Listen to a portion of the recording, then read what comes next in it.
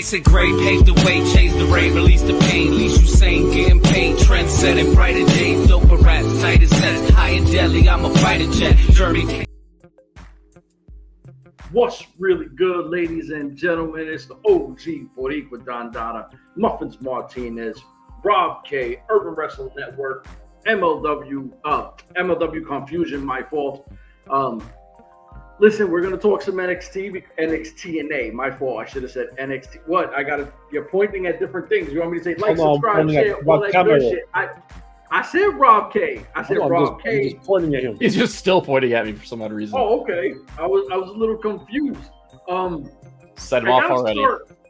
I got to start with, we got some cool news. Now, before we talk Hendry and the Rascals, double PLEs, right? That's what you were saying before. It was double PLEs back to back. So it'll be, you say, Great American Bash and Halloween Havoc. No. Great American Bash is coming up in 2 weeks on TV. Then they show, I sent you the thing. You got it in front of you or no? I don't. I'll tell you right now. Hold on. Yeah, so the Great American Bash is going to be on TV on USA Network. And then they're going to have No Mercy in September, Sunday, September 1st, and then Halloween Havoc on Sunday, October 27th. So now, all those are dope, right? I'm excited for them. We're getting more pay-per-views, PLEs, whatever you want to call them. But my all-time favorite pay-per-view was Halloween Havoc, right? Like back in the days, WCW, they used to have it all themed out with like tombstones and shit. It looks super cool. And has NXT ever done that, or it's just kind of like Halloween Havoc and that's that? I want to say I don't believe so. Maybe as a WWE whole thing, but I don't think. If that's not my strong suit. I guess if they've done it, they've only they never went the full level of WCW with it. Like they might have just had like some light stuff. I know like one time, Shotzi Blackheart was like the host, and she was doing some spooky stuff with it, playing more PG Elvira, Mistress of the Dark with it. But you're asking the wrong crowd for this one. Yeah, they don't stop, but I think it's been on TV specials, like a 2-week TV special thing on USA, like they're doing with Great American Bash. Like nothing like WCW killing Abdul the Butcher, like they did back then in Halloween Havoc when he sat on the chair and he got executed. Yeah, so nothing like that. And the fatal lever that just fell down randomly in the middle of the match, and you caught Cactus Jack trying to fix it on camera. They specifically cut to Cactus Jack. That was the last murder on TV was Robin? I believe so. I think so, but I think didn't she just like do something like gnarly like to it? I mean, it's been a month or two, but like I think she buggered up her leg. Yeah, I think so. Again with her leg again, I guess. Yeah, pretty much all these females in NXT, all these females in NXT, boys, always been like a torn ACL. Why? I have no idea. If you notice, a lot of those girls got those braces on their knees nowadays. All right, well, hopefully she's back for Halloween Havoc and they kind of let her do the Elvira thing again, give it some kind of oomph, because I love that pay-per-view, and since now every year is something else. So I think last year was her and the guy, Time Bomb guy, Cross's Karrion Kross' wife. Oh, Scarlett. Scarlett Bordeaux. They did together like a dual thing, and they were hosting the 2 episodes on NXT last year. So, all right. So, listen, that's cool. You're getting multiple PLEs coming in. It's not just this every 3 months, 2-3 months kind of thing. So that's really dope for NXT. We got to start with Joe Hendry. I know the Rascals did their thing first. Joe Hendry comes out, but at this point, I don't think there's anyone hotter in NXT, and he's not even an NXT talent, than Joe Hendry. That guy comes out, that crowd goes fucking nuts. Like, all he did was the commentary thing. Like, he walked out mid-match, did his thing. You know what I digged about him? And I watched it from the video he sent me. He comes out, and he pauses because he sees everybody doing the clap thing and all that, and he embraced that like, oh my God, I'm so fucking over kind of look. I'm like, yo, as soon as that contract's over, he's out. Right? There's no way he's staying where you're getting this here, which you never got in your home. So talk to me about Joe Hendry, and then we'll go right into the Rascals. No, it was a good thing. Unfortunately, you have to talk about the Rascals because they were the ones who had the match, and then mid-match, the announcer says, "Oh, you have to say his name. Don't say his name." And all of a sudden, on the screen, the JH pops up. And he goes, he's here. And all of a sudden he comes out, the crowd pops, and you can see the difference between him, the big smile he has being in a live crowd, than being in a TNA tape crowd. You can see the difference in the smile, his mannerism, the way he walks more happier, like I belong in a weekly live show. And like he even said, after the match happened, and then he had a little thing with Gallus in the back. Oh, I love this place. I'm going to be here for a long time coming forward. So he's going to be there for a while. So, and like you mentioned right now, people are going to be jumping ship, bro. Whoever hits NXT and sees that crowd, once their contract is up, if WWE comes calling, they're going to jump ship just like that. Jordan Graves, him, whoever the Rascals is, whoever is hitting, and then see what's going on in NXT, they're going to go ship, period. They're going to say no because they're saying the right thing, but once the contract is up, they're gone. Or they're going to throw their life jackets on and jump right off the boat. Exactly. Well, this weekend, I'm sorry. Yeah, this weekend is the WWE, TNA's Slammiversary is this weekend. So we might get to see, Gallus might show up there against the Rascals because they're pissed off about what happened last night. We might see what's her name? Yeah, again, and then the Heart Girl, Neidhart, Natty, that she just re-signed back with WWE, which wasn't no secret, but we might see her coming up this weekend there. So there might be a lot of support, and they sold out 4,000 seats in Montreal. So I'm pretty sure a lot of TNA diehards are saying, well, that's because of our product. Well, a lot of people know that they're expecting or hoping to see some NXT involvement, which is another reason why maybe it have sold out the way it did. And they're trying to open more seats right now, but they already hit 4,000. I don't think they've done 4,000 in years. Not since before COVID and before Dixie left. So this is going to be a huge crowd. And we already know what's going to happen. It's going to be 4,000 for the show and then 20 people for the tapings. Like always happens. So, Rob, get in here, baby. Get in. Rob, before I keep talking. All right. To go along with your point of TNA guys watching out because contracts will be floating their way, we as fans tend to forget that it is the professional wrestling business, and your time in this industry, for better or for worse, is going to be finite. So you make that bag while you can, and if that involves jumping ship, so be it.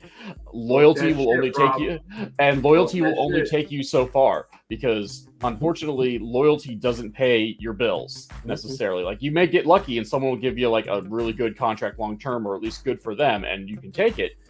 But again, like, when it comes to money, and money should be one of your goals, no one's going to pay you quite as well as WWE or AEW. But going back to the point, speaking of money, Joe Hendry, most over man in the building. We can sit there and try to play analytics arguments with him, but one, he is over, and two, even if he's not necessarily like a needle mover, one thing he will be, if he's not already, is a merch mover, and someone who has his ability to connect with the crowd. Even if it's not going to get you ratings, it's going to get you every other metric. because social media is very important nowadays. And let's face it, if you can get whatever is certified, get your brand partnership or whatever it is in like your Twitters, your YouTubes, etc. Like just the views from someone who can go viral, such as Hendry, is going to pay for himself. Essentially, he is going to, if you land him on a contract and he just keeps going what he's doing, that he's basically paying his own contract in YouTube royalties and whatever. So that's going to be great. And let's just face it, I mean, I'm not going to speak for everyone, but I find Joe Hendry to be very entertaining as well. So works for me. As I said, I'm not speaking for everybody. It's just speaking for me on here. And and everyone's got their taste. Like, I don't feel passionately enough to be like, what's wrong with you for not feeling that? Because definitely his shtick can be something that like you either like it or you don't. It's not like it's not one of those things like he's objectively great in all areas. Like, I love the parodies. Like, so few of his parodies actually miss, even when I have no clue what's going on watching his old stuff. But yeah, like Hendry, like I am actually very surprised about how quickly he has endeared himself to the NXT crowd. And I know NXT has always been a little bit of a smart crowd to begin with, but like it exploded. And then like again, like his social media views have exploded for WWE as well in those segments that they put on YouTube and on Twitter. Yeah, no, I completely agree with you. He pulls numbers. You know what I'm saying? Like, Joe Hendry is a ratings getter. I don't give a shit where he is. People are bought in. Just because I'm not digging it, don't mean I don't respect his craft. Like, he's killing it. And there's nothing you can say but salute, do your thing. And listen, when he had that first stretch with Impact, they had no idea how to, like, make it work. He kept going with it. He believed in what his thing was, and he didn't switch up for shit, right? So he made it happen. More credit to him. The fact that everybody loves this guy, that just shows, his work ethic and everything else. And he's a great guy. You had the story about John Cena talking to him and how he gets back to the fans. You can't say nothing bad about this guy because there's nothing bad to say. That's just what it is. Rascals doing what they doing. All right, cool. You're doing what you're doing. I felt that promo they did last week was kind of a miss. This one, you've seen there were a few people on Twitter that annoyed the shit out of me. Oh, I've never seen nothing like this, right? Okay, well, that means you've never watched Impact Wrestling, right? So you're a fanboy who stays with a promotion. You don't know their work. This is something we've been seeing. Seeing it on this level, seeing the crowd get into it, this is the kind of athletic shit that I do like. It's not that OD Will Ospreay ballet shit all day. This is actually hard-hitting, athletic motherfuckers that do their thing. So I like what I've seen out of the Rascals. They ate it up. Like you said, hopefully we get what's that tag team they went against? Yeah, Gallus. Hopefully we get Gallus at Slammiversary. I think that'd be dope if we can start getting more parodies back and forth. And the good thing about the whole thing NXT is that they gave Gallus the Rascals as their first feud. Because Gallus is just the perfect group. Because they don't care. Gallus reminds me of Sami Callihan. They're there. They don't care if they win or lose. They just want to beat people up. And they want to put up their matches because they know that they're going to get their shit in return in the future. So, they took the loss. And that's fine. They're fine with that. They don't care if they win or lose. They're always together. Two of them are brothers, and another one is a best friend from his childhood. They're together as Gallus, another Scottish group. So, and now they're going after, having butting heads against Joe Hendry. So you can have the guy from Gallus, Joe Coffey, go up against Hendry in the future just because he hates the whole Joe Hendry gimmick. If you say his name one more time, and then they say his name, and boom. He just popped up. Hey, it's funny because, like you said on Twitter, he said his name and he appears. Oh my God, that's crazy how they did it right on time. I said, dude, if you watch this guy's thing, they say his name on TNA and the dude pops everywhere right there. He's always there. That's his thing. You say his name and he shows up. He appears. It's the first line of his That's the shtick. Call his name and he appears. It says it on the first lyrics of the song. Say his name and he appears. Hello. No, And Gallus, when you said that, remember, I'm very new to NXT. I'm just getting into it, right? Gallus reminds me of the 2 homies or 3 homies that you had that they're like your bar friends that every weekend they're ready to thug it out just because that's how they are. I like them for that. I was like, yo, this kind of feels kind of dope. The only thing I was going to ask you, now Charlie Dempsey and his crew are backstage. Who's the girl who wants in on their group? That's the girl. That's Maddie Rinkowski. Is that? Because I thought that's who it was. Yes, that's Maddie. Now she saw when they killed one of their group members. Damon Kemp. Yeah, they killed them or whatever. So they dump his body in the trunk to go take him to the store and throw him on the water. Because he got let go. He didn't get his contract renewed. The infamous NXT parking lot strikes again. So hold on, let's not say he got out because of his contract. They got a body, right? No. His contract expired and they needed to re-sign him. I know, but it sounds like we're giving an easy way of just not saying they caught a body. We don't got to say, oh, well, hey, he's a free agent, so they killed his ass. Yeah, brother. They put him on the truck. They killed him. But when they who knew Charlie Dempsey had it in him? That's a Tony D'Angelo shtick. Yeah. So what happened is that they were doing this, put the body in the truck, and when they look up, Maddie's walking in the parking lot. And she's like, I didn't see anything, and now she's out. So now they're playing that she wants to be part of the crew now. So she said, I'm either part of the crew, and I don't say anything. So now she wants to be one of the quarter guys, that's all about fighting, freestyle fighting and shit. So that's going to be interesting how they get her to do all that freestyle shit that they do wrestling and stuff like that. So it's going to be interesting how they go forward with the storyline with her. I'm just amazed how quickly they gave Charlie Dempsey a personality. Yeah, he'd been so bland throughout his NXT run, and then all of a sudden, the Regal comes out of him. He's the leader now, so yeah, the Regal comes out of him, and he's actually entertaining. Don't get me wrong, in ring wise, he was always amazing. Yeah, but Maddie says, if you don't let me in, I'm gonna tell your father. Yeah. I like that. Like I said, I seen it. And I was like, kill him. If he finds out, I was like, I really dig this shit, right? I'm a fan of what I'm seeing. I found this super interesting. You had Javon Williams, who had that crazy spot jump from the floor. That leap. Woo! A bottom leap from the floor to do an acai moonsault off the bottom rope. The leap on that was he's 19 or 20 years old, man. He's just a baby. Hey, once he gets himself under control. Yeah.